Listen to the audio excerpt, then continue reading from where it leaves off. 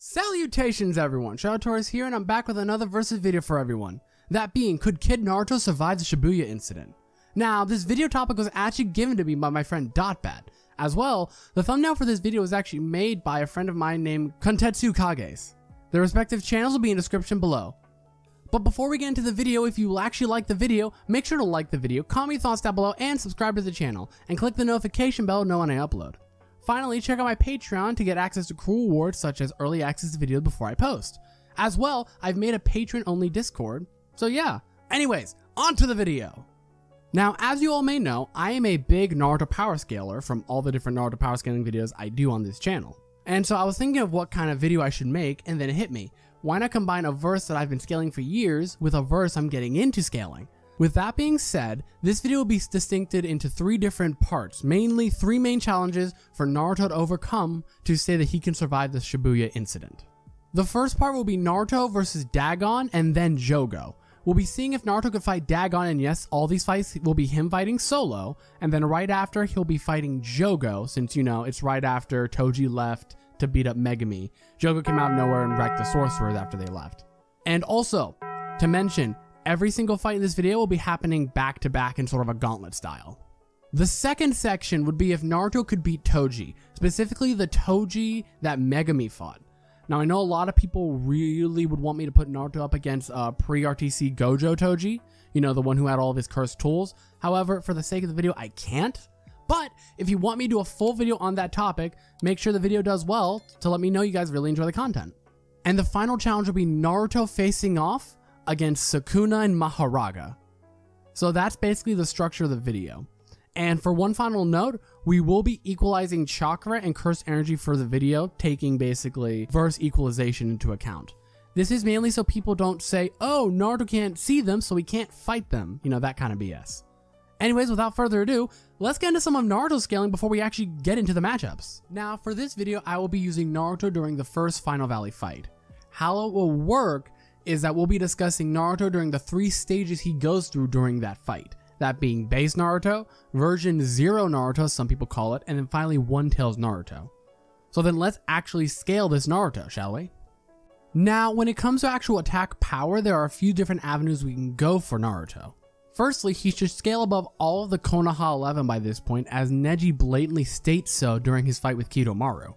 Now, Neji makes a distinction here, and while claiming Kidomaru is the strongest enemy he has ever fought, Naruto is the strongest fellow he's ever fought. Now, this has a few different interpretations, but I believe the most consistent one is that Kidomaru is Neji's strongest enemy at this time, while Naruto is the strongest person he's actually fought. This would blatantly put Naruto above the Konoha 11, which is backed up by Kiba's internal monologue in which he believes he has not surpassed Naruto. This by extension would put base Naruto above the likes of Jirobo, who was able to send a gigantic Choji flying. This feat has been calculated to roughly 16.56 kilotons, or town level. Now, version 0 Naruto's strength simply upscales from this, as he was able to effortlessly beat the brakes off Sasuke with his 2 Tomoe Sharingan. And we know that this amps both his strength and speed, but to what degree it's unclear. However, when it comes to One Tails mode, he is able to directly clash with Curse Mark Stage 2 Sasuke, the two arguably stalemating in their jutsu clash, with Sasuke only winning because Naruto wanted to prove a point. This is important as we know the second stage of the Curse Mark gives a 10 times amp, as according to the guidebooks. Though Jirobo does mention this is only a 10 times increase to strength, Kiba mentioned something very interesting in his fight with Sakon and Yukon. He mentions that once he enters stage 2, Sakon has 10 times more chakra. This means it's not just a physical strength buff, but an overall physicality buff, as shinobi use their chakra to amplify their physicality. So this, as a low ball, should make Naruto at least 10 times stronger when in version 1, which would put him at large town level, or 165.6 kilotons. But then how fast is Naruto? Well, if you see my How Strong is Chunin Exams Naruto video, some of the arguments may be the same here. Now, we definitely know this Naruto surpasses Neji, so we should scale far above Gaara's Sand from the Chunin Exams, which can react to point-blank explosions. This clocks in around Mach 29, and Naruto at this point should have gotten much faster than that version of Gaara. There is also a databook statement that we need to go over, which concerns Kidomaru. Now, the second data book states that Kidomaru's stage 2 arrow, even from a distance where he cannot sense his opponent, his lightning speed arrow pierces through his target. Now, how valid is this lightning speed arrow statement? Well, it's actually pretty consistent if we want to use the Gaara speed scaling we established earlier, so this should not be out of the realm of possibility for Naruto. So based on previous consistency, granting Naruto massively hypersonic plus scaling should not be something that should be contentious. But then how does he actually do in the Shibuya incident? Now, the first opponent Naruto has to face is Dagon, and then right after Jogo. So then how do these two scale? So I see a lot of people bringing up Dagon's domain expansion saying, oh, he creates everything in his domain, meaning that should count as a creation feat and thus upscale Dagon and everyone who scales around him. However, I take issue with this line of logic for one main critical reason.